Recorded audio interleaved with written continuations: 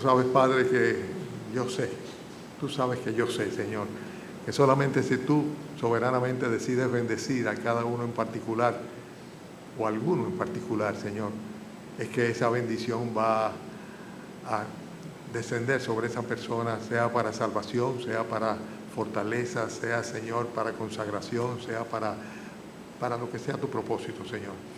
Por eso clamamos a ti, Padre, para que el encuentro con tu palabra, Señor, y el reto que en esta mañana nos lances, Señor, pues podamos cada uno, conforme a su condición, pues apropiarse de él y obrar en consecuencia. Y que en todo esto, Señor, seas tú siempre el exaltado, el glorificado. Damos gracias por tu cuidado sobre nosotros, Señor, y por la condescendencia que tienes, Señor, siendo nosotros nada, Señor, los seres humanos. Sin embargo, te dignaste, como cantábamos, a visitarnos, Señor, a encarnarte y también, Señor, a ofrecerte en una cruz para salvarnos.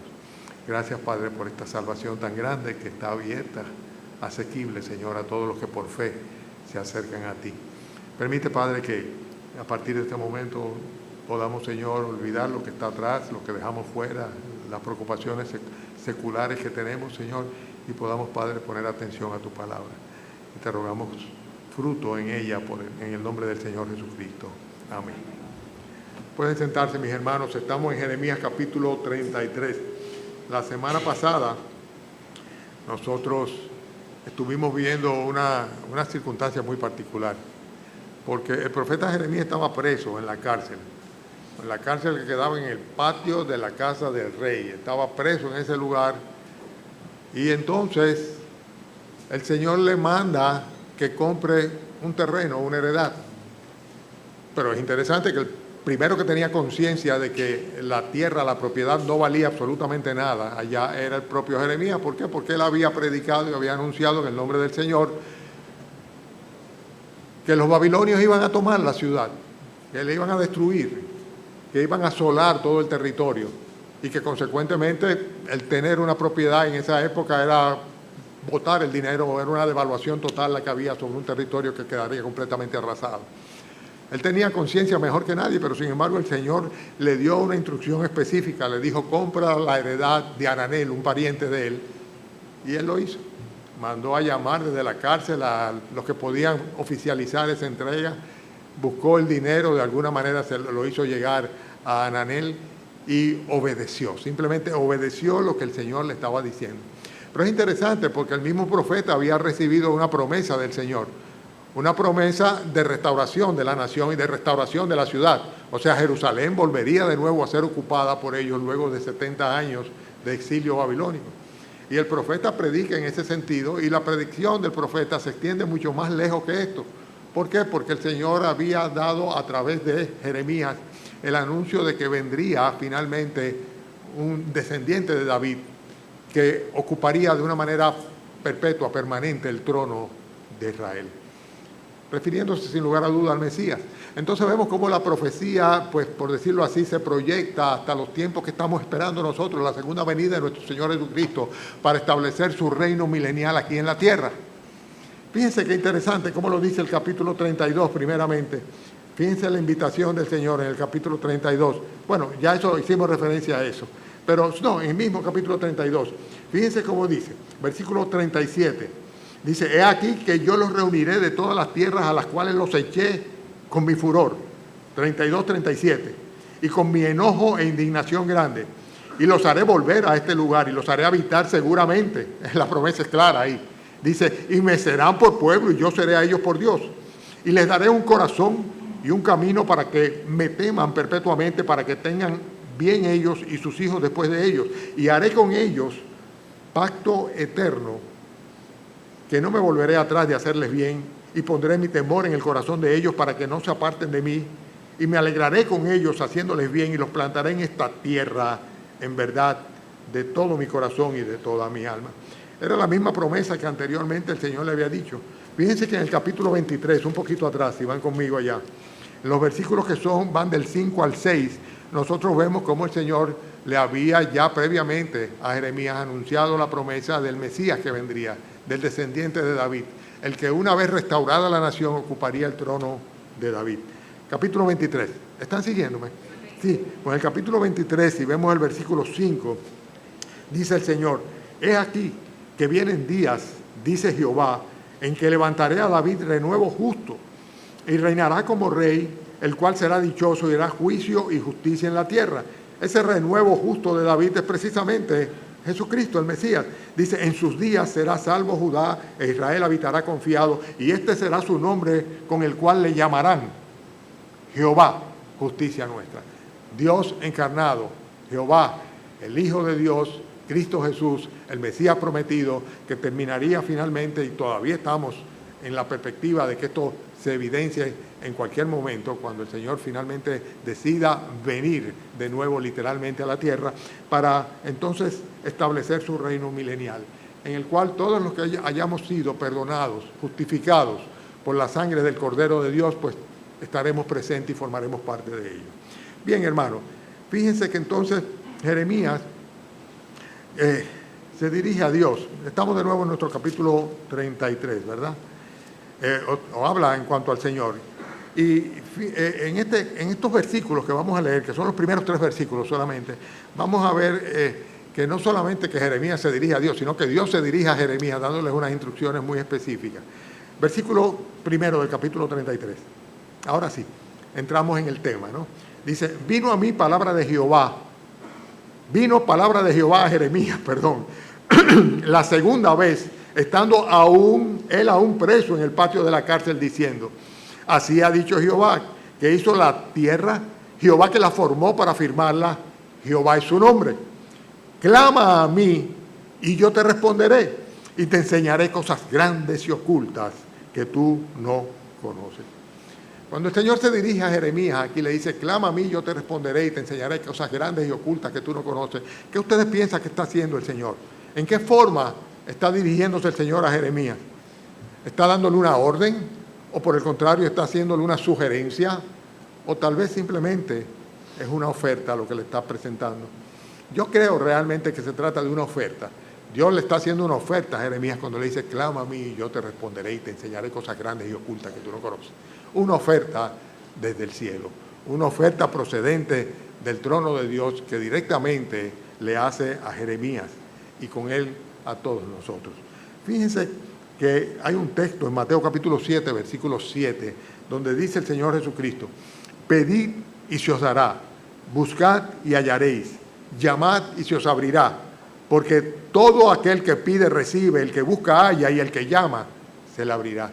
Y en ese texto también nosotros podemos cuestionarnos: ¿qué es lo que está diciendo el Señor? ¿Está ordenando que oremos a Él? ¿O por el contrario, Él simplemente está sugiriendo, si te parece bien? Yo creo que ciertamente se trata de una oferta del Señor: pedid y se os dará, buscad y hallaréis, llamad y se os abrirá.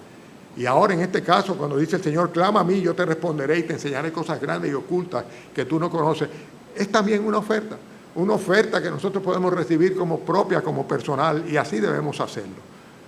Frente al cuadro de desesperanza, frente a la inminente destrucción de Jerusalén, Dios le recuerda a Jeremías que todavía, sin lugar a duda, Él es el creador del universo, Él es el Dios omnipotente, Él es el que está en control de todo, y Él es el que puede darle respuestas a las preguntas que naturalmente se estaría formulando Jeremías dentro de su corazón, cuando en un alto contraste, por un lado le dice: voy a destruirlo todo, por otro lado le dice: compra una heredad, y a todo esto él está preso en el patio de la cárcel. O sea que realmente era una situación muy particular. Diríamos que señales contradictorias podría percibir Jeremías. Sin embargo, Dios le hace una oferta, dice simplemente: clama a mí. Y si tú clamas a mí, yo te voy a responder. Y no solamente te voy a responder, sino que también te voy a mostrar, te voy a enseñar las cosas que tú no logras comprender, esas cosas que tú no conoces absolutamente. Es una oferta desde el cielo. La palabra clamar es la palabra gara, y se utiliza como llamar a alguien, como exclamar, dirigirse a alguien, gritar, proclamar, desahogarse o llamar la atención de alguien. La palabra original, gara. Ahora, la oferta desde el cielo es que clamemos al Señor. A más nadie, solamente a Él. Pero para poder clamar al Señor hay una serie de condicionantes que son importantes que la tomemos en cuenta. ¿Por qué? Porque la Biblia enseña muy claramente que si no identificamos la realidad, la presencia de Dios, es completamente absurdo que si no tenemos una conciencia plena de su omnipresencia, que Él está en todo lugar, en todo momento, pues vamos a estar hablando al vacío. O tal vez adorando y orando a quien no debemos.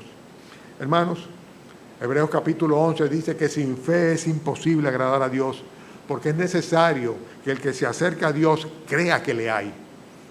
Es necesario que el que busca a Dios, que el que se acerca a Dios crea que le hay, o sea, que Él existe, que es real, dice, y que también es galardonador de los que le buscan.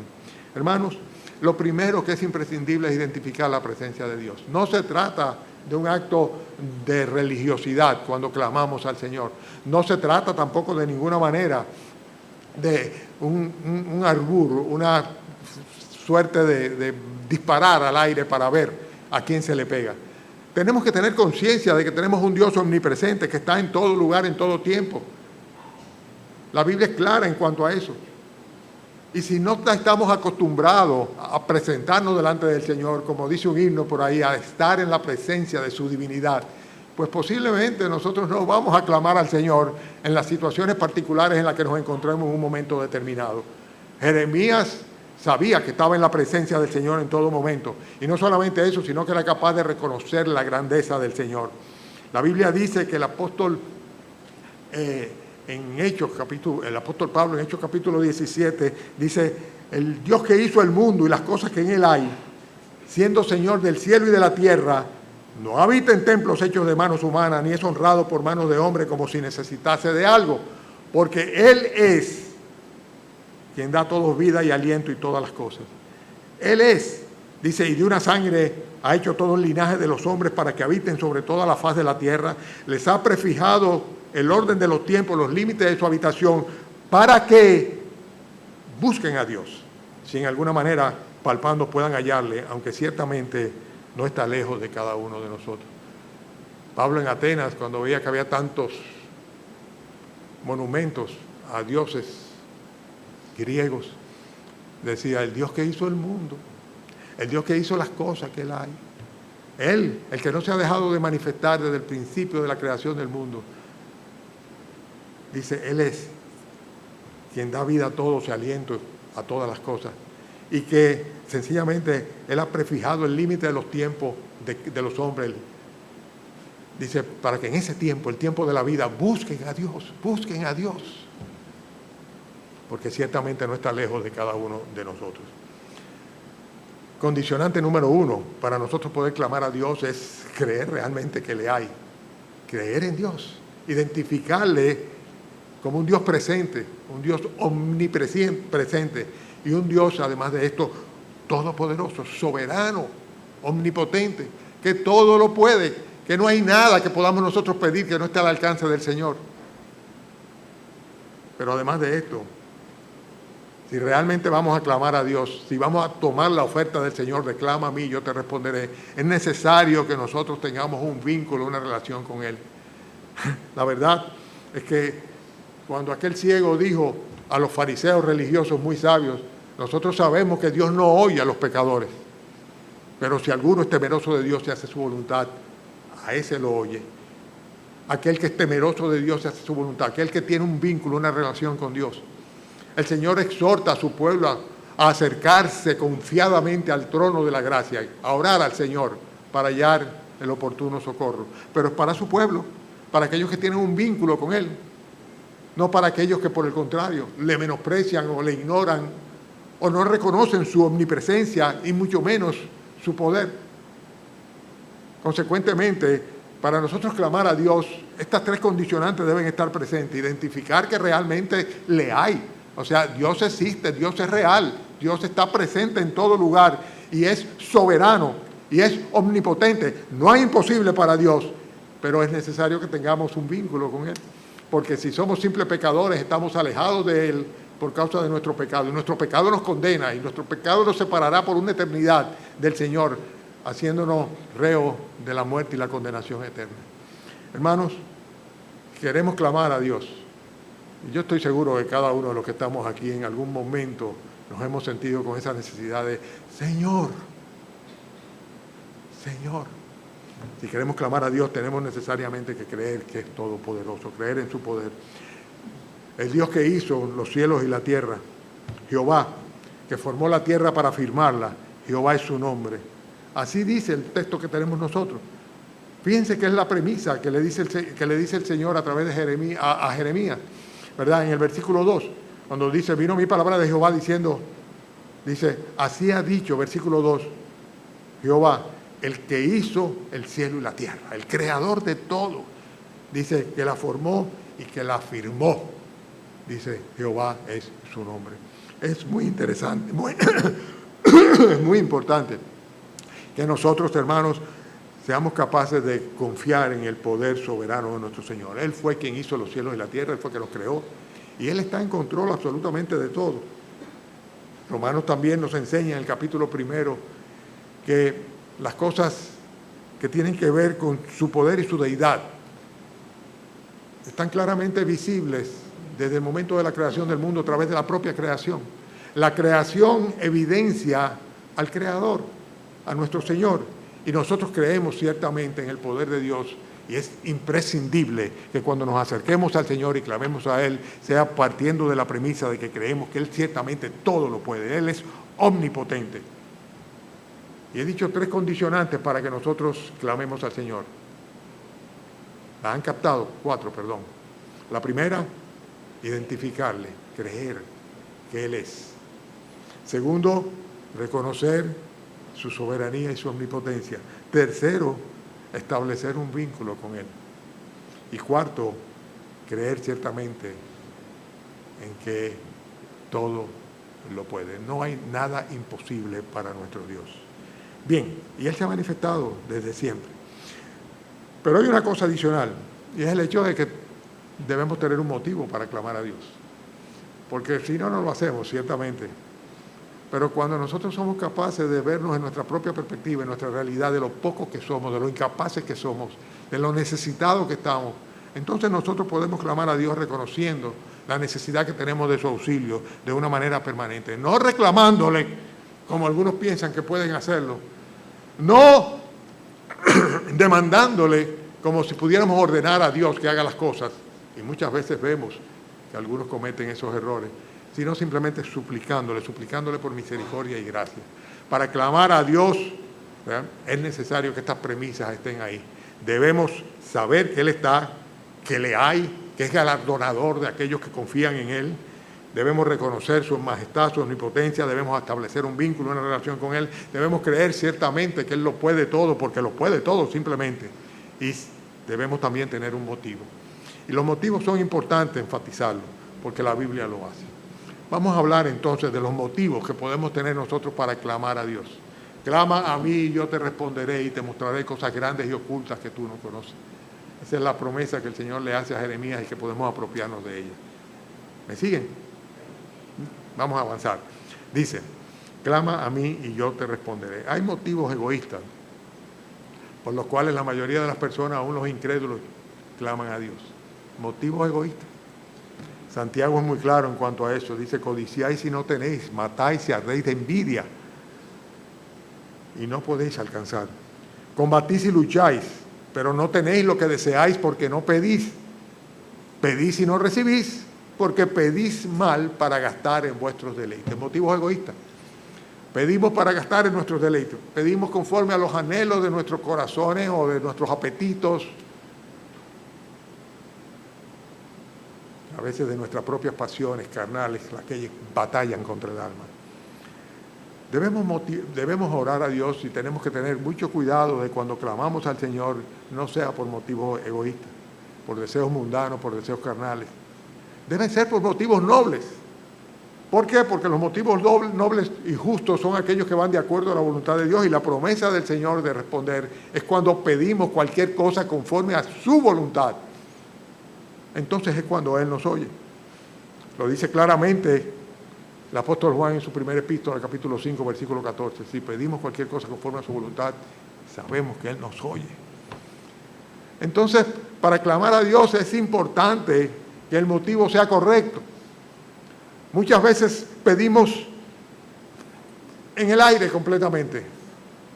sin tener otra cosa que una oración repetitiva como los gentiles que no conocen a Dios, que piensan que por su palabrería serán oídos.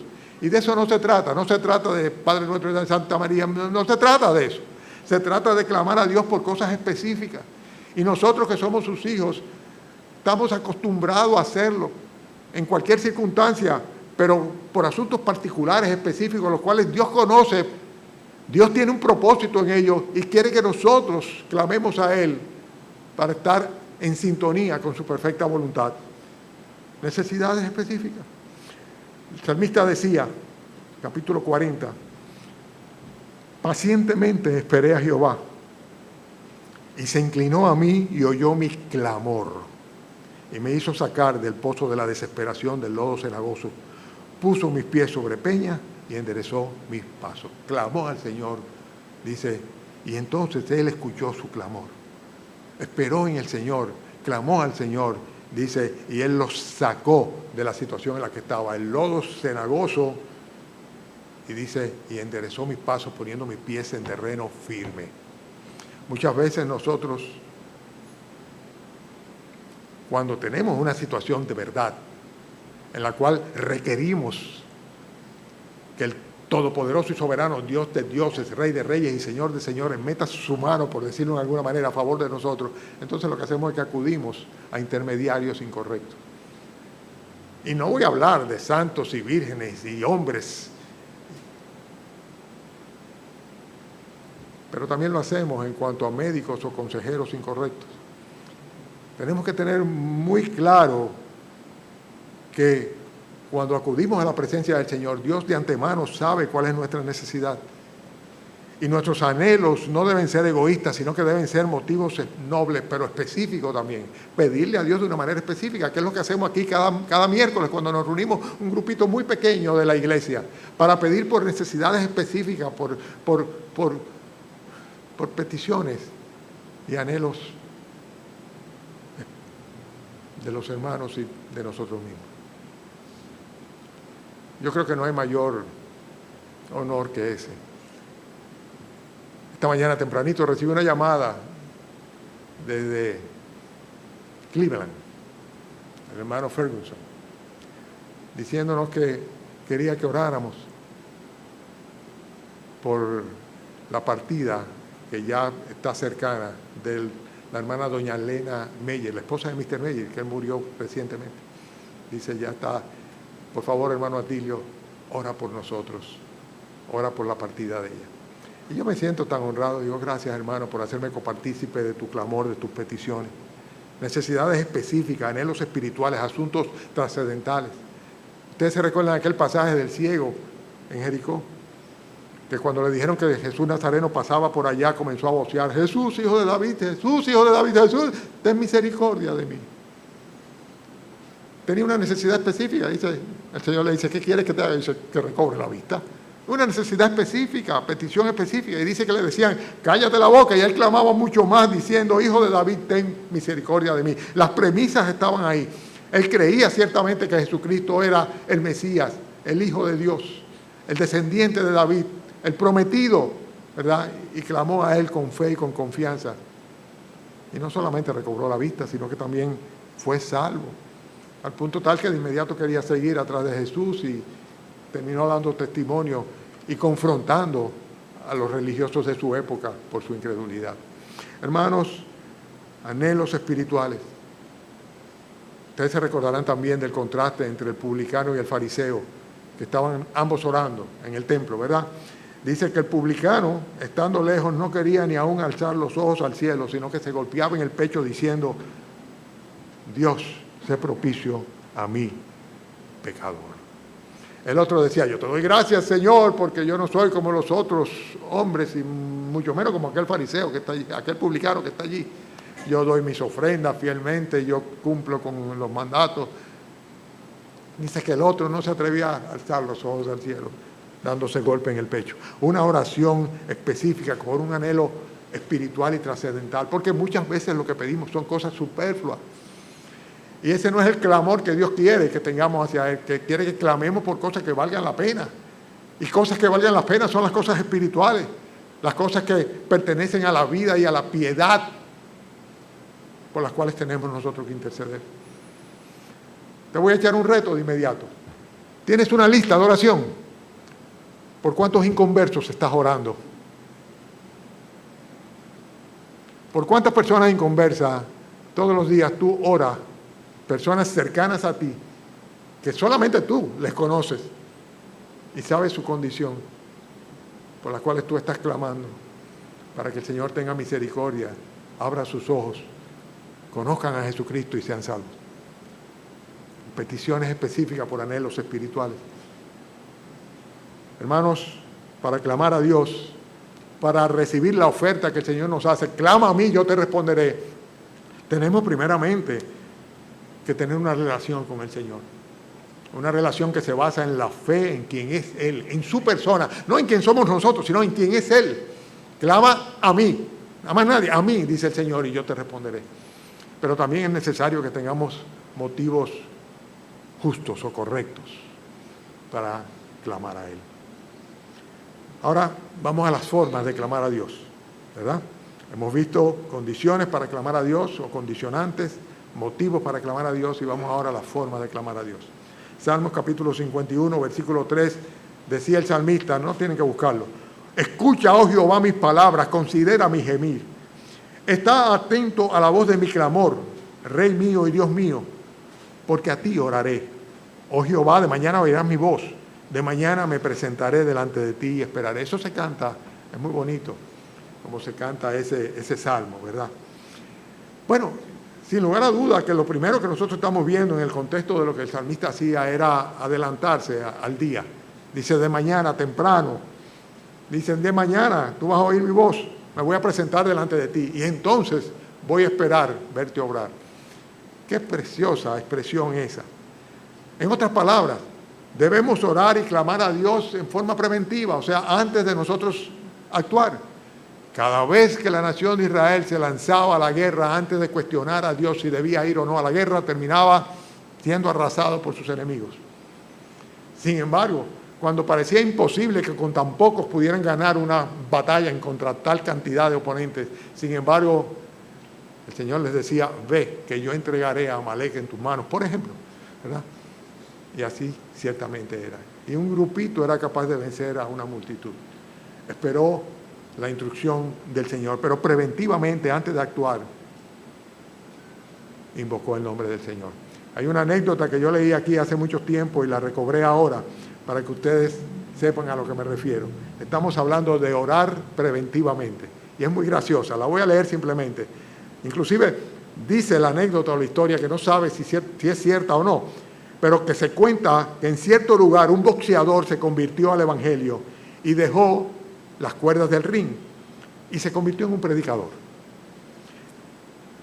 En una ocasión que se le hizo tarde para acudir al templo, cruzaba por un atajo para cortar el camino y de pronto le salió el dueño con palabras muy duras y le insultó y lo retó a pelear, no sabiendo quién era. Bien, le dijo el predicador, vamos a pelear si usted gusta, pero permítame un momento, pues ha de saber que yo jamás hago algo sin antes orar. Y diciendo y haciendo, ante la estupefacción del retador, se quitó el sombrero y comenzó a orar diciendo, Señor, tú sabes que yo fui boxeador y sabes a cuánto deshice los ojos y las narices a bofetones. Tú sabes cuántas costillas quebré a golpes a mi contrincante y a cuántos mandé a la otra vida con solo la fuerza de mis puños. No permita que yo mate a este hombre. No dejes que se me vaya la mano. Dice que el otro le interrumpió y le dijo, basta ya. No es necesario que luchemos, pase por donde usted quiera. Una oración preventiva. Oró antes de ejecutar, ¿verdad? Y nosotros tenemos también que tener presente que cuando vamos a clamar al Señor, no es una demanda específica y en la mayoría de los casos, por no decir en la totalidad de los casos, no sabemos lo que conviene, ni cómo conviene, ni en qué momento conviene, ni si conviene siquiera. Entonces, ¿qué tenemos que hacer? Poner las cosas en las manos del Señor y orar preventivamente antes de tomar iniciativas o decisiones que muchas veces nos llevan al fracaso porque no contamos con la anuencia, la presencia y la voluntad de Dios. Todo lo contrario a lo que las personas esperaban de Jeremías allá. Jeremías estaba predicando lo que nadie quería oír, pero era el único que estaba apto para poder clamar a Dios y recibir del Señor respuesta a sus interrogantes. Cuando clamamos a Dios debemos hacerlo preventivamente y a veces tenemos que hacerlo inclusive compulsivamente. Compulsivamente en el sentido de que se nos presentan situaciones en las cuales tenemos que decir, ¡ay, mi Dios! Yo recuerdo en una ocasión que se trayó un motorista conmigo y eso era lo único que me salía de los labios. ¡Ay, Señor! ¡Ay, Señor! ¡Ay, Señor! Por su misericordia el hombre se levantó y no tuvo ninguna herida. Pero salió disparado, me pasó por delante, chocó de lado conmigo y voló por delante del vidrio delantero y cayó del otro lado. Por suerte sobre una lomita de arena que había ahí. La misericordia del Señor. Pero compulsivamente decirle, Señor, ¡ay, Señor! ¡Sálvame, Señor!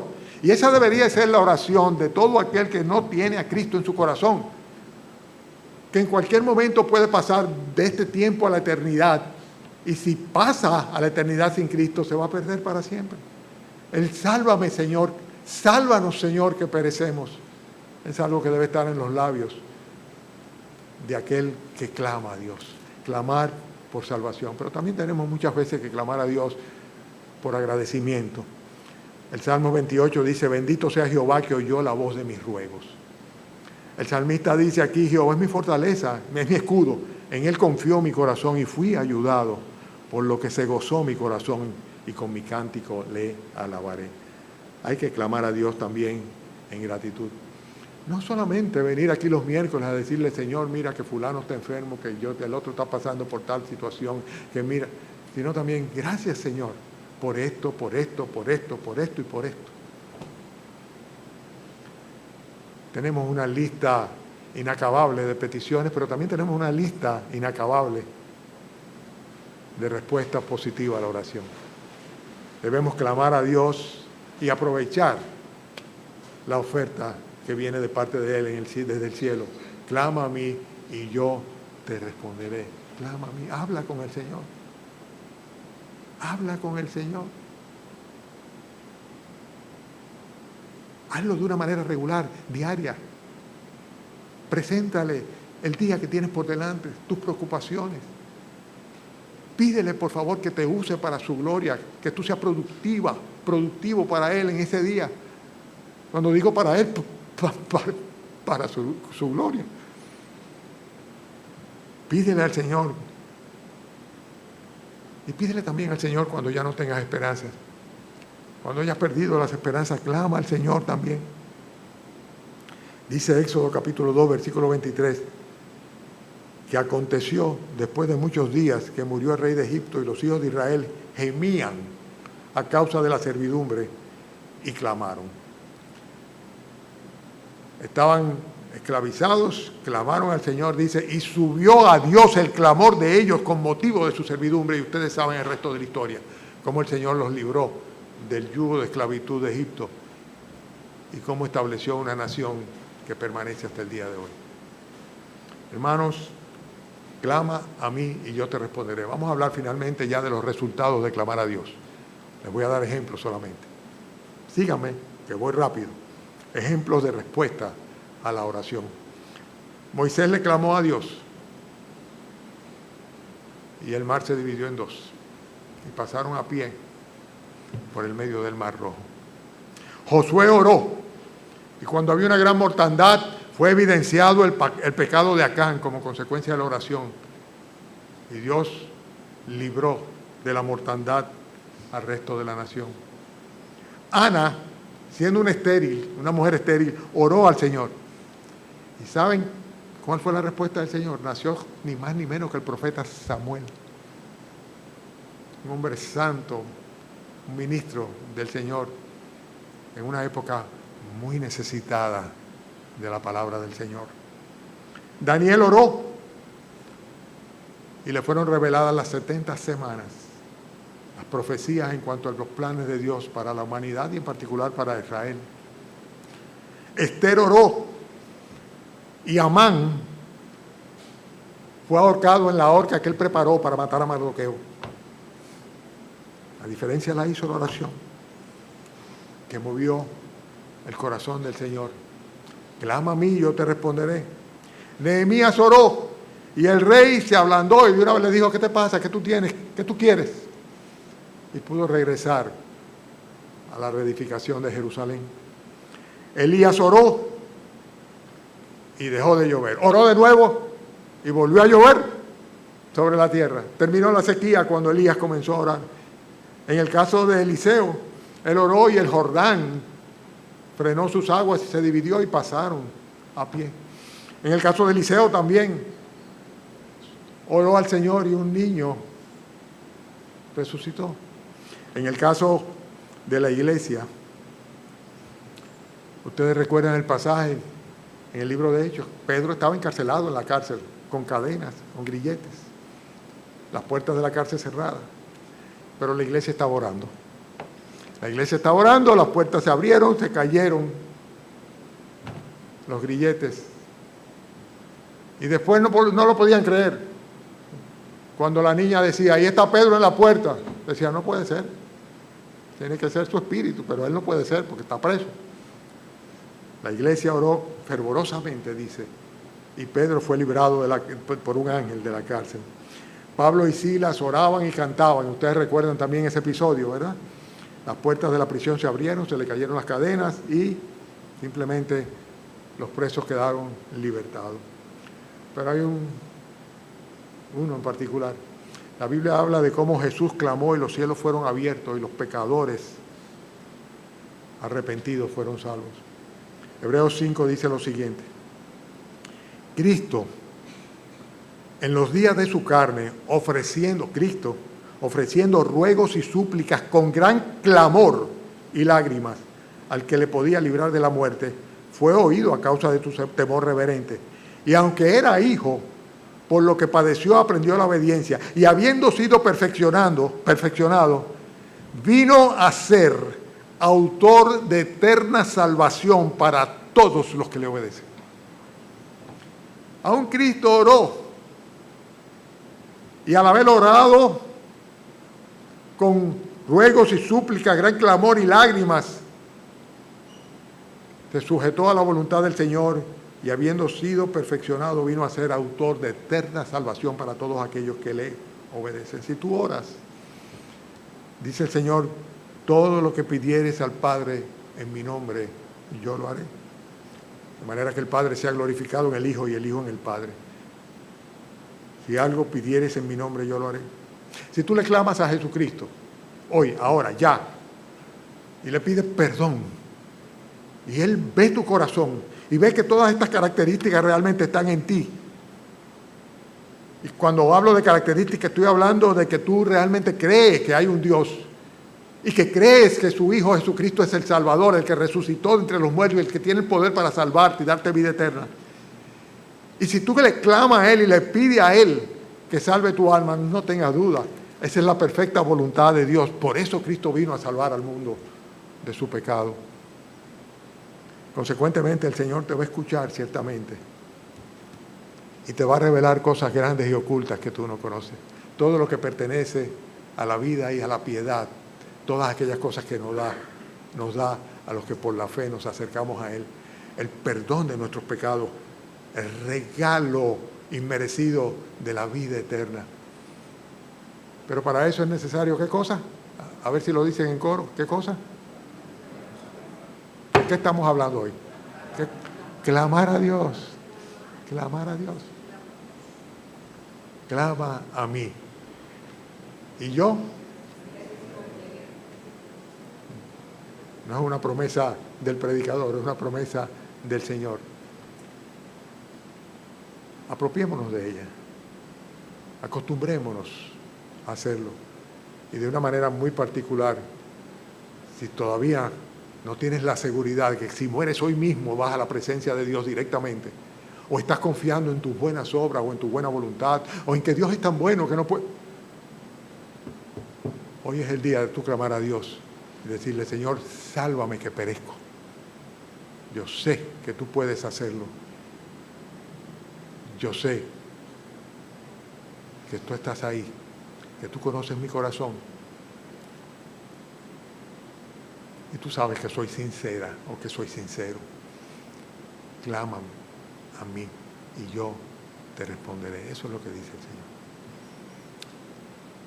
Ya tienen cara de cansados todos, así que vamos a terminar, pero vamos a terminar en oración. Cada uno de nosotros desde su lugar, pues tenga a bien hablar con el Señor. Oremos, hermanos, oremos.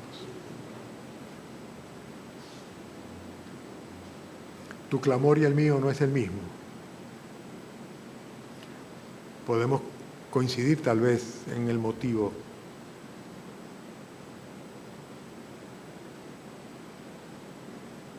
pero es una oferta que desde el cielo viene personalmente a cada uno de nosotros. Clama a mí y yo te responderé y te mostraré cosas grandes y ocultas que tú no conoces. Todas esas cosas que pertenecen a la vida y a la piedad y que nos han sido dadas por medio de aquel Jesucristo que se entregó por nosotros.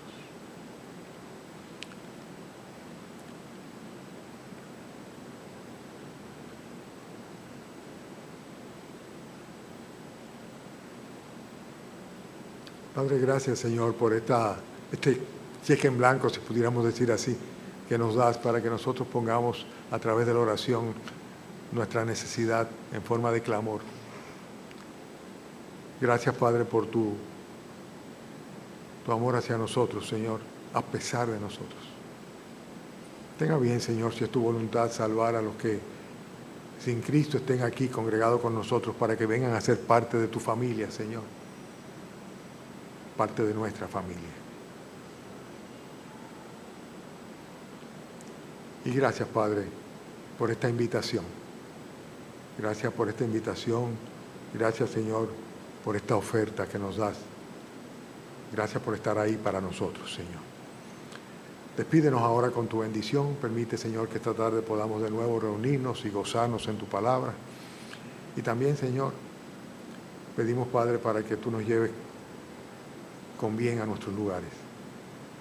En el nombre de Cristo Jesús lo hacemos. Amén.